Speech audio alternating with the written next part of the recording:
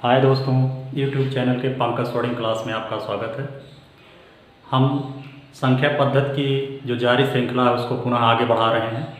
इसमें आज हम बहुत ही आधारभूत चीज़ों को देखेंगे जो कि तमाम परीक्षाओं में इस पर आधारित प्रश्न आते हैं। तो चलिए देखते हैं। इसमें सबसे पहले हम देख रहे हैं लिखा हुआ प्राकृतिक संख्या। जो अपने हिस्से संख्याएं हैं उन संख्याओं को कैसे कैसे हमने विभक्त किया है, आज इसी पर चर्चा होगी और बहुत ही रोचक चर्चा होगी। चलिए देखते हैं। इसमें दिया है प्राकृतिक संख्या। देखिए, जब भी हम चाहे खुद से पढ़ें या कहीं कोई चीज़ काउंट करना शुरू करें तो हम काउंटिंग कहाँ से शुरू करते हैं, गिनती कहाँ से शुरू करते हैं। देखिए, मान लीजिए आपके सामने ये वस्तुएं हैं, हमने चिन्हित कर दिया, हमने कहा गिन के बताइए, तो गिनती कहाँ से शुरू होगी? तो शुरू होगी यहीं से। आप कहेंगे 1 2 3 4 या 1 2 3 4। कभी भी जब भी नेचुरल चीज़ें हों तो उसमें समझ लीजिए कि जो जहाँ से अपना मूल स्वभाव शुरू करे, जहाँ से अपना मूल स्वभाव प्रेरित करे, वो होती है प्राकृतिक चीज़ें। तो प्राकृतिक संख्या भी उसी तरह से है। वे संख्याएं जिनकी काउंटिंग हम शुरू करते हैं 1 2 3 4 से लेकर के अनंत तक, जहाँ तक वह जाती है, वे सभी प्राकृतिक संख्याएं होती हैं। आप देख रहे होंगे कि प्राकृतिक संख्या में जीरो की शुरुआत नहीं होती है बल्कि 1 से शुरू होती है। अब प्राकृतिक संख्या पढ़ लिया गया, मतलब वे संख्याएं जिनकी शुरुआत प्राकृतिक रूप से होती है, अर्थात 1 2 3 4 इस तरह से होती है, वे सभी प्राकृतिक संख्याएं हैं। अब इस पर प्रश्न कैसे आता है? प्रश्न आता है सबसे छोटी प्राकृतिक संख्या कौन है? 0 1 2 3 या ऐसे पूछ लिया। तो अब आप सोच रहे होंगे कि हो सकता है 0 हो जाए। तमाम लोग चयन करके चले आते हैं 0 का, जो कि गलत है। तो सबसे छोटी प्राकृतिक संख्या क्या है? 1 है। अब चलिए, सब एक प्रश्न आपको हमने बता दिया कि जो कि कंपटीशन का सबसे छोटी प्राकृतिक संख्या 1 है। उसके बाद फिर आपको दिख रहा होगा पूर्ण संख्याएं। क्या 0 के बिना संख्या पूर्ण हो सकती है? कभी नहीं हो सकती है। तो पूर्ण संख्या अगर बनाना है आपको, तो जब प्राकृतिक संख्या के साथ 0 को भी आप शामिल कर लेते हैं तो वे सभी संख्याएं पूर्ण संख्याएं कहलाती हैं। राइट?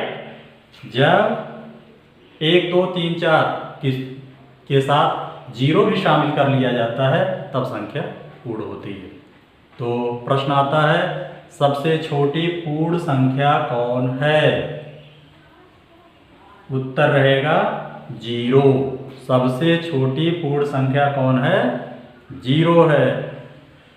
बहुत ही अस्थायी रूप में, क्योंकि एक दूसरे से रिलेटेड रहते हैं, कंफ्यूज हो जाते हैं आप। और एग्जाम में पूछ लिया सबसे छोटी प्राकृतिक संख्या कौन है? उत्तर आया 1। प्राकृतिक संख्या तब पूर्ण होगी जब उसके साथ 0 शामिल करेंगे, अर्थात पूर्ण संख्या तब वो बनेगी। प्राकृतिक संख्या पूर्ण संख्या हो जाएगी अगर उसको 0 के साथ भी आप शामिल कर लिए। तो 0 1 2 3 4 ये सभी क्या हैं? पूर्ण संख्याएं। अब आ जाइए पूर्णांक पर। पूर्णांक क्या होता है? पूर्णांक में 0 के आगे जो आप जा रहे हैं वो तो जाइए ही। 0 से पहले भी अगर आप ऐसे चलते हैं तो एक प्रक्रिया अपनाई गई जिसकी ज़रूरत महसूस की गई। तो इस तरह से पूर्णांक बना, मतलब ऋणात्मक पद से लेकर के शून्य सहित धनात्मक तक, ऋणात्मक अंक से लेकर के शून्य सहित धनात्मक अंकों तक जितनी भी संख्याएं हैं ये सभी क्या हैं? पूर्णांक है। तो पूर्णांक ऋणात्मक भी हो सकता है, धनात्मक भी हो सकता है और साथ ही साथ 0 हो सकता है। अब ये कॉन्सेप्ट आया कहाँ से? जैसे मान लीजिए कोई आदमी पृथ्वी तल से 10 मात्रक नीचे है और कोई आदमी पृथ्वी तल से 10 मात्रक ऊपर है, 10 इकाई, 10 मीटर, 10 किलोमीटर, जो भी आप ले रहे हैं। अब इसको दर्शाना है और एक आदमी ऐसा है जो कि पृथ्वी के तल पर ही है। तीनों की स्थितियों को दर्शाना है। या तो वह आदमी वहाँ पर खड़ा रहे हर वक्त हर किसी को बताने के लिए कि कौन नीचे है, कौन ऊपर है, कौन तल पर है, या तो वह एक संकेतबद्ध तरीके से चला है। तो इसी आवश्यकता की पूर्ति के लिए ये माइनस और प्लस की आवश्यकता पड़ी। जो पृथ्वी तल से नीचे रहा उसको ऋणात्मक से दर्शा दिया, माइनस नीचे है। जो पृथ्वी तल से ऊपर रहा उसको धनात्मक से दर्शा दिया, जो पृथ्वी की सतह पर रहा उसको 0 से दर्शा दिया। ऐसे ही तो मान लीजिए एक तरीका बताए पृथ्वी की सतह से। मान लीजिए किसी आदमी ने 2-4 रुपया कर्ज लिया, 4 रुपया उसने कर्ज लिया है, जेब में रखा है। किसी आदमी ने कमा करके 4 रुपया रखा है और किसी आदमी के पास कोई भी कर्ज नहीं है। तीनों स्थितियों को दर्शाना है। आप देख रहे हैं यहाँ भी 4 है, यहाँ भी 4 है, यहाँ तो 0 तो मान लीजिए समझ में आया, तो ना उद्धव का लेना मत माधव को देना, एकदम कन्फर्म है।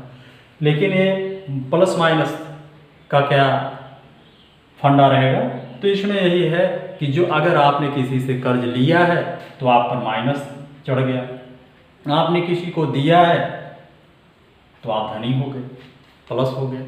तो ऐसे ही संकेतों के द्वारा जिससे तमाम मूलभूत अवधारणाएं भी स्पष्ट होती रहें, तो माइनस और प्लस की आवश्यकता पड़ी, इसलिए पूर्णांक की आवश्यकता पड़ी। आप समझ गए होंगे सटीक भाषा में माइनस से लेकर के 0 व प्लस सहित जितनी भी संख्याएं हैं सब पूर्णांक के अंतर्गत आती हैं। एक निगाह आप डाल लीजिए और दिमाग में रख लीजिए।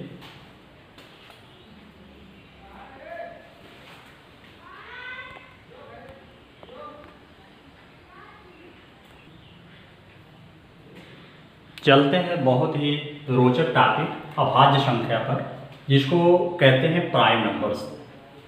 अभाज्य संख्या जानने से पहले एक शब्द और सुन लीजिए कि आपको पता है कि चाहे जितनी संख्या, जो भी संख्या होगी वह 1 से तो जरूर कटेगी।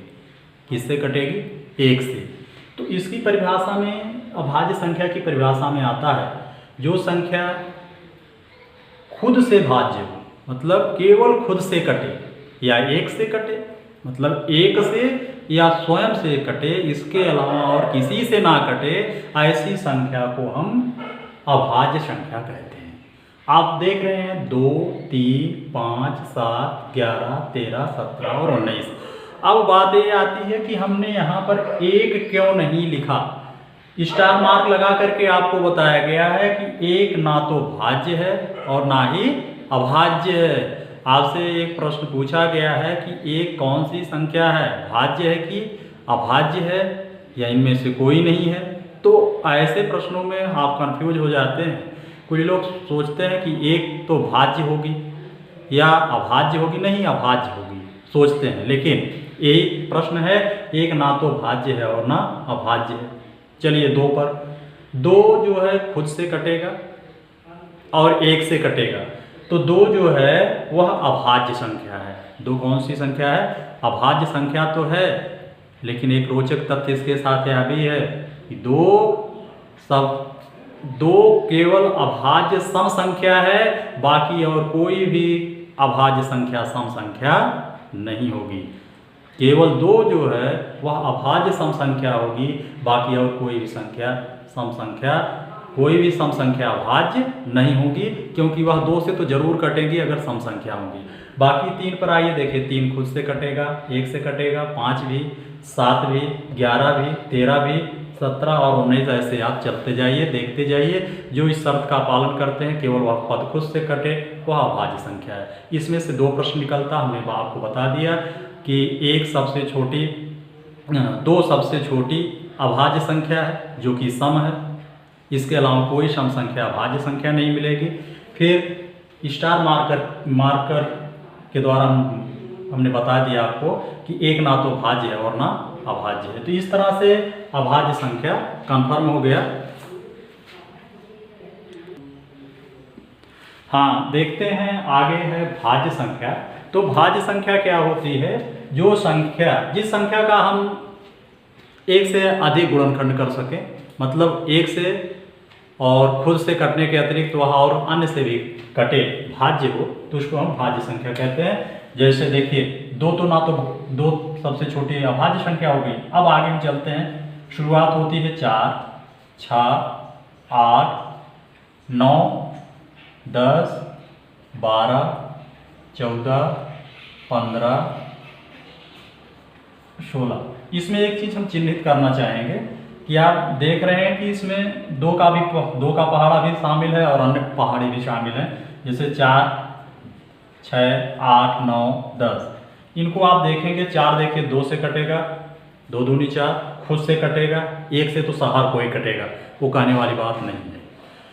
तो 2 से कट रहा है, खुद से कट रहा है, तो मतलब एक आप खुद के अलावा अन्य संख्याओं से कट रहा है, तो भाज्य संख्या है। अगर आपसे पूछा जाए तो सबसे छोटी भाज्य सम संख्या कौन है, तो आप अब 2 जो है अभाज्य संख्या है। भाज्य सम में आप आ जाएंगे 4 पर। उसके बाद आप चलिएगा सम संख्या पर।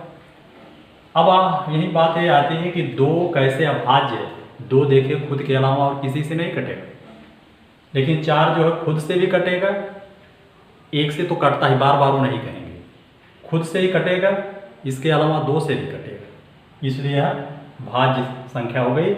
और फिर हम आते हैं सम संख्या पर। इसी भाज्य संख्या का बंटवारा कर लीजिए। आपको पता है कि जो संख्याएं 2 से कट जाती हैं, 2 से विभाजित हो जाती हैं, कटने का मतलब विभाजित होना, वो सभी संख्याएं सम संख्याएं होती हैं।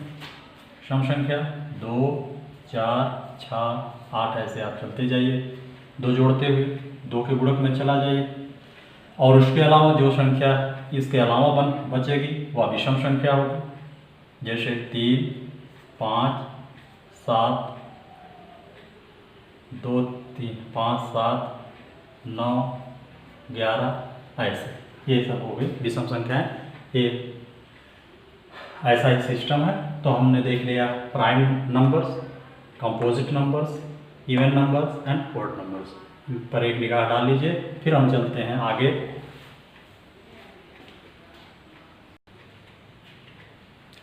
हाँ, चलते हैं बहुत ही रोचक टॉपिक पर, जो कि है परिमेय संख्या, रेशनल नंबर। परिमेय संख्या किसे कहते हैं? जैसे ही परिमेय शब्द आता है तो दिमाग में आपको समझाने के लिए पहले से ही बताया गया होगा कि भिन्नात्मक संख्या, लेकिन इसमें थोड़ी थोड़ी शर्त निहित है। तो वे संख्या जिसे भिन्न रूप में, अर्थात P/Q, भिन्न में आप जानते हैं कि ऊपर अंश नीचे हर होता है, P/Q के रूप में लिख सकें। लेकिन एक शर्त है, इसमें हर जो है 0 नहीं होना चाहिए, Q is not equal to 0, उसको परिमेय संख्या कहते हैं।